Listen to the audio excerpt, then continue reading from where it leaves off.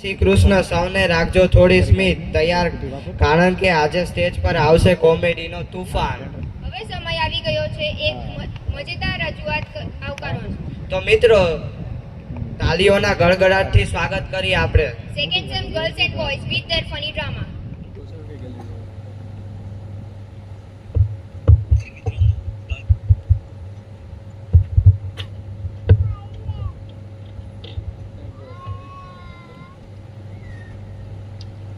છોકરો પાતળો છે પણ સારો છે. એ આ છોકરાનો પપ્પા છે, છોકરો ઓલો છે. Sorry sorry. અલા, તારી બૈરીને સકટેટીને તરબૂચના ખબર પડે છે કે નહીં? આ છોકરો પણ સારો છે. અલા, તારી બૈરીને સાચો.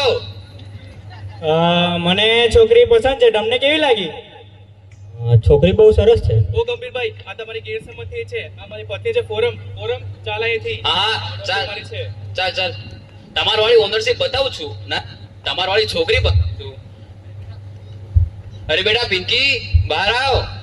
આવી પપ્પા. સ્વીટ વોઇસ, દેખાવામાં પણ સરસ હશે નહીં? લ્યો આવી ગઈ. અરે અરે, તમે બંને એકલા દાણા પણ ખાઈ લીધા? અરે આનો સ્વીટ વોઇસ સાંભળીને તો ટાટા નેનો લાગતી હતી, પણ આ તો ટાટા સુમો નીકળી. શું? ટાટા સુમો? અરે મારી દીકરી તો પહેલી દેખાવામાં સુંદર હતી. જય શ્રી. અરે અરે ભાઈ, આ તો મારી પત્ની છે, પિંકીની માં. હું એનો ખમો ને આ મારો શું? પપ્પા, તમે આ મમ્મીને સાચો.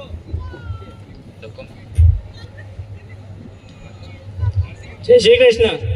બરાબર સમજાઈ ગયું. આ જયશ્રી ને હું એનો કૃષ્ણ. અરે અરે, હસી કેમ રહ્યા છો? બિલ્ડર છું, પણ આટલા બધા સ્ક્વેર ફીટ નું મકાન હજી મેં નહીં. અલા, મેં નહીં જોયું આજ સુધી. જો તારા બાપાનું મકાન ગબડી ગયું. પંખો નાખે છે. સરસ હવા આવતી હતી. Sorry sorry sorry sorry. તારા બાપાની હવા બંધ કરી નાખશે આ. કમળભાઈ, આપણે આ ઘર કેટલા વર્ષ જૂનું હોય છે?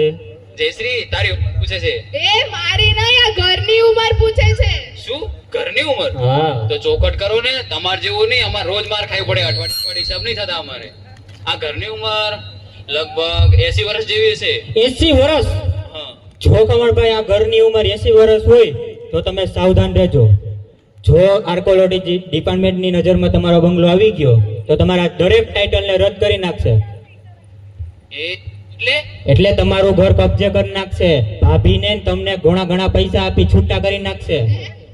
હું તો કહું છું ઘરનું રીડેવલપમેન્ટ કરી નાખો. શું રીડેવલપમેન્ટ?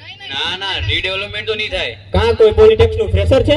ના ના, પોલિટિક્સ નું પ્રેશર નથી, પણ નમોનું પ્રેશર છે. નમોનું પ્રેશર? નરેન્દ્ર મોદી હવે ભારતનો વિકાસ છોડી આ ધોરોઈમાં નડવા માંડ્યો. અરે ભાઈ, એ નમો નહીં. નમો એટલે એ 5 અડધી થઈ ગઈ. તમે જલ્દી છોકરીને જોઈ લો. અરે પેલા છોકરીને તો બોલાવો. જો પાછું ભૂલાઈ ગયું ને. અરે પિંકી, જાઓ ત્યાંથી બહાર આવ. આવી પપ્પા.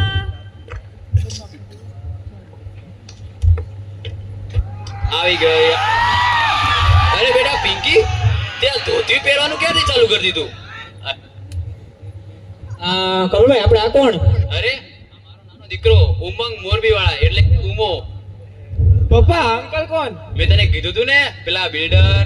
આ પેલા રિક્ષા ડ્રાઈવર. અરે ના ના, આપણી પિંકીને જોવા આવ્યા છે. અરે અરે, અત્યારે નહીં. જ્યારે અત્યારે ખાલી જોવા આવ્યા છે, જ્યારે લેવા મારશે. હા પપ્પા. કમળભાઈ, આપણે આ તમારો દીકરો કલાકાર છે? બહુ જ મોટો કલાકાર. રોજ રાત્રે 6 વાગે અને પછી એની જે 16 કળાઓ ખીલે, જે શો કરે. ક્યાં છે આજે શો? મરી ગયા. આ અમારો બંગલો છે ને, એની બાજુમાં પેલી સોસાયટી જોઈ?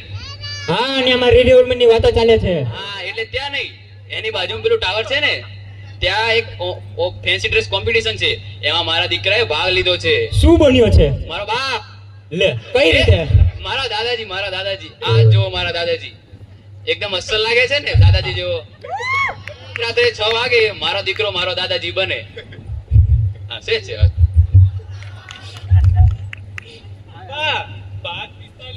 જો ફરી ભૂલાઈ ગયું ને, તમે હવે જલ્દી છોકરીને જોઈ લો. અરે કમળભાઈ, અમે જ્યારથી આવ્યા છે ત્યારથી તમે અમને ભગાડવાનો જ પ્રયત્ન કરી રહ્યા છો, કઈ ગડબડ તો નથી ને?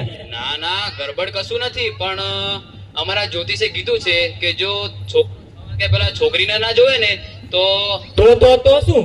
તો બિચારો છોકરો આખી જિંદગી વાંઢો રહી જાય. બોલો, છોકરીને તમારે જોવું છે કે જવું છે? નાના પપ્પા છોકરીને જોઈને જ જવું છે. હા, બહુ જિદ્દી છોકરો હો. જા જા, પિંકીને બોલાય. અરે ઓ જમ્બો જા. શું બોલ્યા? અરે એમ કહું છું, જમ્બો જે ટીમાની એર હોસ્ટેસ, અંદર જાઓ અને મહેમાન માટે ચા લઈ આવો. જાઉં છું, તમે પણ શું? અમુક માણસો છે ને આખી જિંદગી બ્રહ્મમાં જીવતા હોય છે. ફાઇનલી બેટા પિંકી બહાર આવ. પિંકી બેન આવી ગયા. આવી.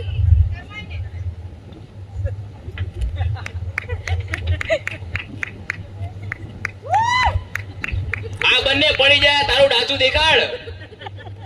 જોઈ લ્યો. અને હું જોવો છોકરીને જોઈ લ્યો. છોકરો, છોકરી, છોકરા જોઈ લીધું તો અહીંયાથી હવે જાઓ હવે અહીંયાથી.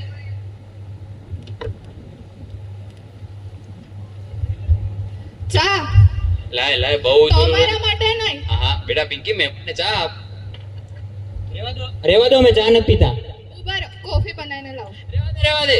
તારી કોપ એટલી વારમાં આમનો છોકરો પતી જાય. અરે નહીં પતે, કારણ કે હજી 6 વાગમાં 10 મિનિટની વાર છે.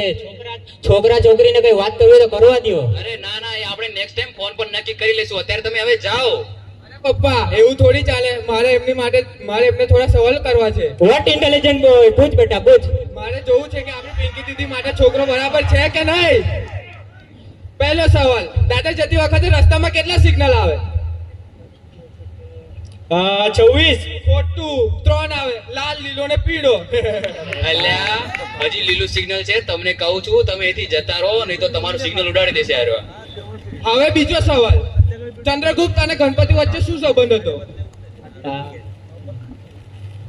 કઈ નહીં. અરે બંને ભાઈ હતા, ચંદ્રગુપ્ત મૌર્ય અને ગણપતિ બાપ્પા મૌર્ય. અલા. અટકની સેમ એટલે બંને ભાઈ.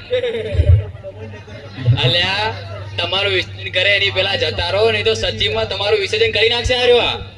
હવે તમારો ત્રીજો સવાલ, માસ્ટર સ્ટેપ. 40 માંથી 20 જાય તો? 20. 10 માંથી 5 જાય તો? 5. અને 36 થી 12 જતા રહે તો? 24. અરે ખોટું, 36 થી 12 જાય તો આખો માણસ ના પલળી જાય.